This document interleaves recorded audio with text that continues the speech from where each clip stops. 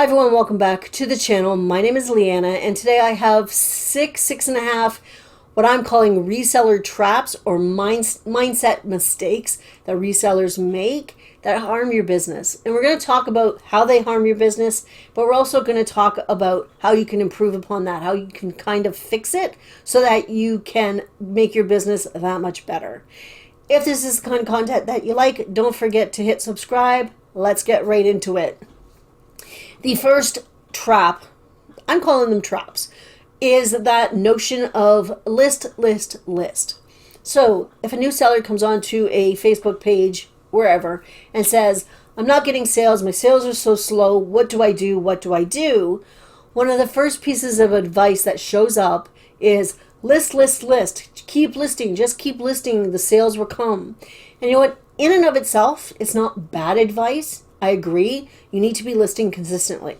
Listing consistently really does help your business, but what you list is much more important. No matter what you do in life, if you list a bad item, it's not going to sell. So I'd rather list 10 good items than 100 bad items, because I don't want to be stuck with 100 items in my listings, in my store, in my closets, or in my inventory. I want 10 items that are going to sell and get out of my house. You know, buy really good items, list really good items, sell really good items. And really good items is sort of, it's perspective. I mean items that are just going to sell fast as opposed to waiting around for a year to sell. So for me, I made up a list of what sort of the hierarchy of what's important when you list. And for me, what you list is more important than anything else.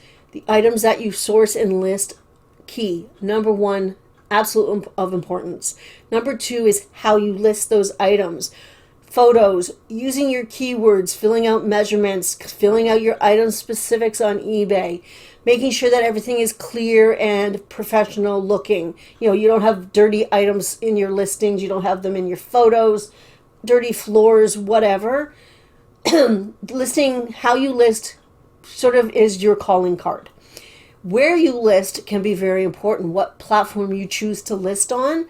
For me, I don't list on Vinted anymore because my items just weren't selling. So for me, it wasn't worth it for me. So I don't list over there anymore.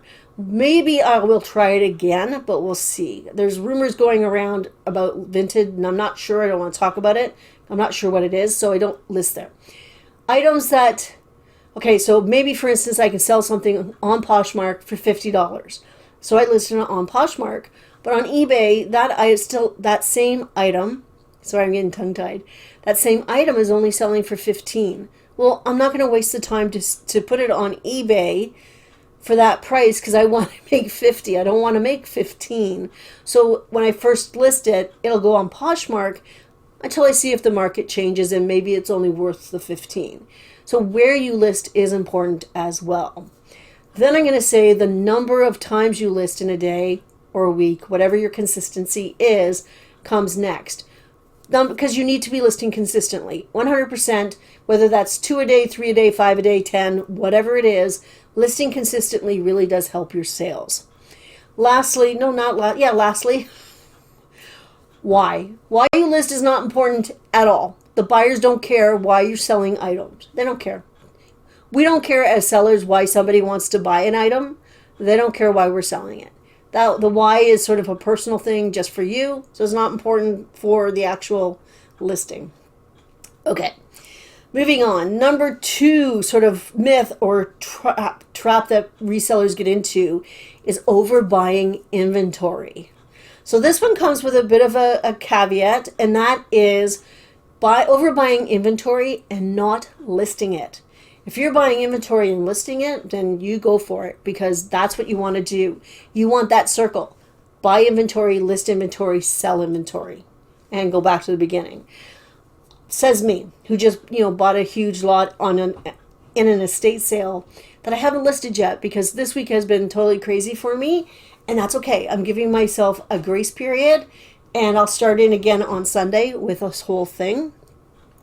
But today is also a 50% off sale at my local Goodwill. And Paul and I had the conversation, and it's like, do we want to go?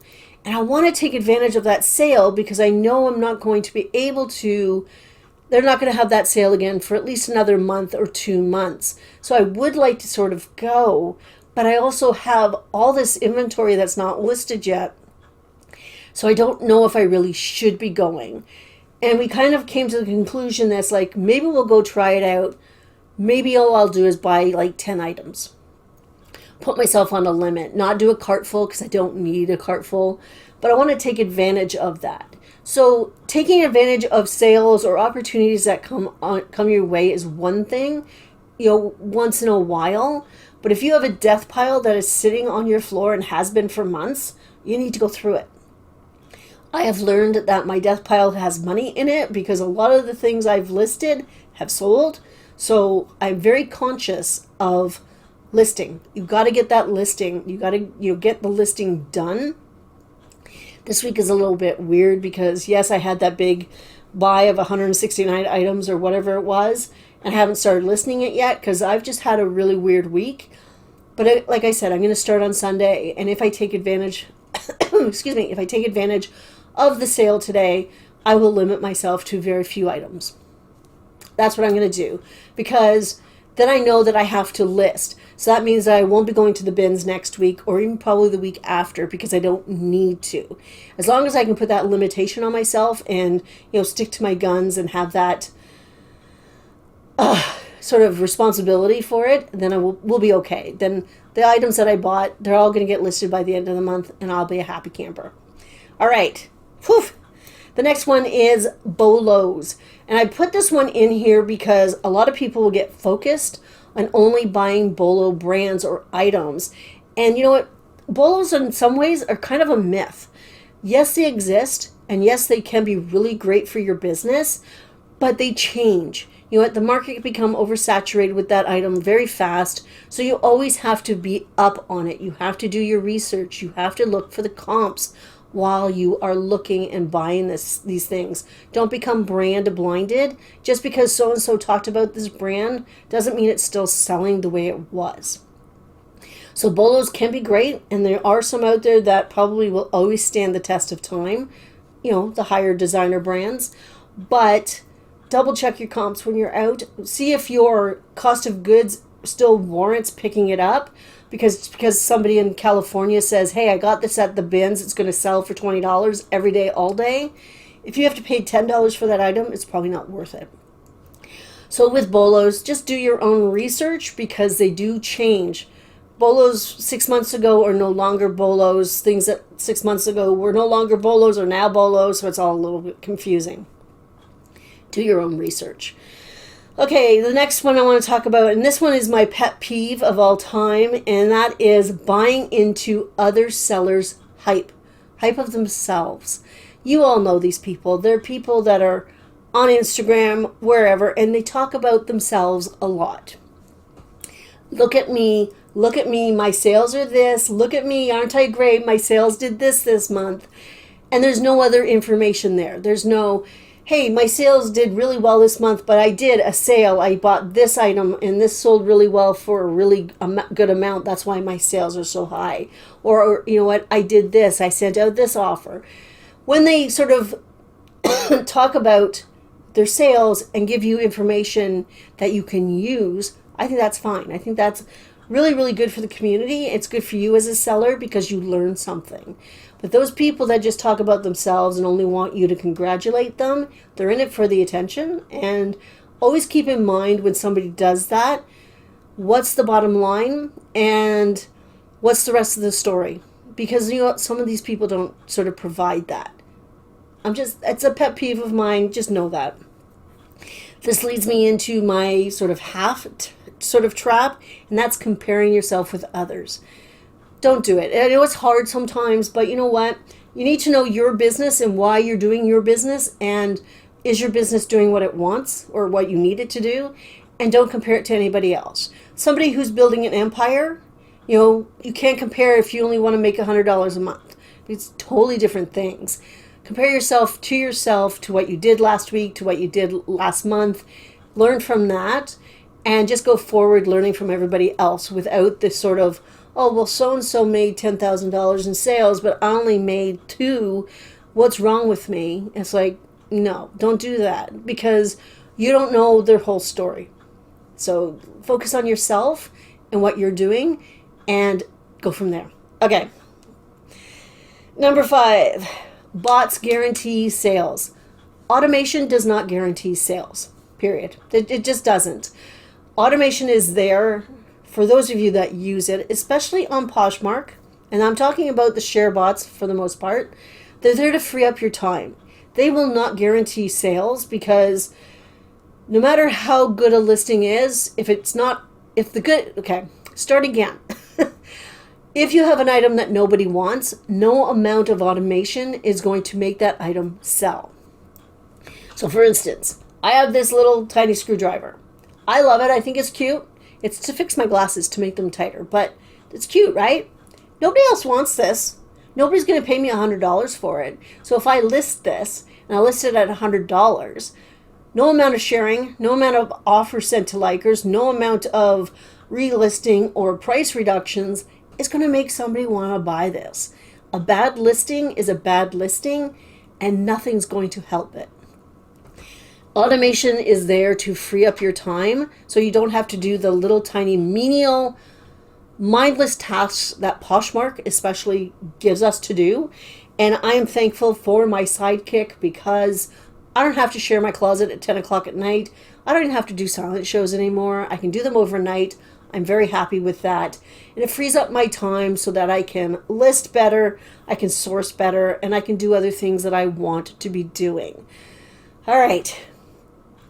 That kind of brings me to the last one, and this one has a caveat to it because it depends on your business model, but relying on just one platform. You hear it all the time. There are people that are eBay only. It's eBay, or it's Poshmark is fantastic, or whatever it is. If you have a business model that you only want to make a couple $100 a month, it's sort of just for extra cash, whatever it is, then you know what, relying on one platform could be well within your wheelhouse. It could be perfectly fine. I know for us, I want to make a certain amount of income every month. This is our only income. And we list and relist and cross-list onto 6 different platforms in total. So we have eBay, we have Vinted, we have Etsy, Facebook Marketplace, Posh Canada, and Posh US. Those are the ones that we use right now. We also could do Whatnot, but honestly, it just doesn't work for me. So anyway, we cross-list because we have a certain amount of income that we want to make. Now, we are not an empire. We don't want to be an empire. We don't want to be working 60 or 70 hours a week. It's just not what we want. We want work-life balance. That's just what we want right now. We're getting that. We're getting there really closely, and we're really happy with it. But if we were just relying on one platform, then it would be going like this, right? Because platforms do that. 1 month eBay will be up here. The next it might be down. The next it might be down. The next might be way back up. Usually, when that happens, Poshmark picks up the slack because, okay, for instance, November. October was really good for both platforms. Poshmark was way up. eBay was there. But for November, Poshmark went down. Not a huge amount, but it went down. But eBay went way up. So our overall income was increased because eBay was way up, even though Poshmark was a little bit down. If we were just relying on Poshmark, we'd probably have to go get another job because it just does not produce enough income for us. I think I'm a little backwards with being a Canadian on Poshmark. My Posh Canada still consistently always outdoes my Posh US. I don't know why. My Posh US gets the same attention, the same listings. It's just the way it is. So if we were relying just on one platform, we couldn't make it, meet the income meet, and that would be wrong. So don't rely just on one platform. Always remember that we as business owners use the platforms to make us money. That's the sort of bottom line there. The platforms are not our friends. Their platforms are not our employers. We use them. We make them money. And in turn, they're supposed to give us the audience and the market so that we can make money. Choosing your platforms, choose wisely. I know that for me, like I said earlier, Some things on Poshmark sell for more than they do on eBay, and some things on eBay sell for more than they would on Poshmark. So choose where you list. In that sense, choose what you list. Always remember that platforms are not your friends. Poshmark especially, they don't care about you. They care about their bottom line. And you know what? You can fall for all the stuff. You can buy into everything they do with all the social stuff, with all the hype. That's up to you. I'm not saying it's wrong. It's not necessarily wrong. It's not for me. We've talked about that before. The fact that they had their Posh Fest and then they said all this stuff was coming and none of it's come to fruition. I think gift cards are available now in the US. I don't know. But they closed 3 markets right after that, which should speak volumes to everyone. They changed their color of their logo, so they're rebranding in some ways. And the newest feature that we have is confetti on our sold. So if you go to your solds and you get to that sort of page, you get confetti with if it's sold, which is cute. I mean, it's cute, but it's somebody worded it really well. It's a vanity feature, which I think is true. It means nothing. It does not help my business whatsoever. But it's sort of the equivalent of the eBay cha-ching, which is kind of cool. But again, that doesn't help my business at all, except for if people out in the wild hear the cha-ching, they might ask about it. But that's it. Anyway, always remember that platforms work for you. You do not work for them. All right. That's about it. Those are the traps that I thought of this week. This week has been very strange for me. I haven't gotten a lot of work done. I've done some relisting and a little bit of listing, but I haven't been consistent at all. For 3 nights now, I've been up at 2:30. I don't know why, but that's what's happening. So I'm tired. I also have company coming tomorrow, so I got to spend today getting ready, and that's fine. I'm excited about that. But you know what? I'm giving myself grace. I'm going to start back in my routine on Sunday, which means I'm going to the office. I am going to be prepping so much stuff so that I have so much to list next week. That is the goal. Anyway, if I missed any sort of myths or traps that you want to talk about, let me know down below in the comments. And that's it. I hope everybody has a fantastic weekend. I'll see you next time. Bye.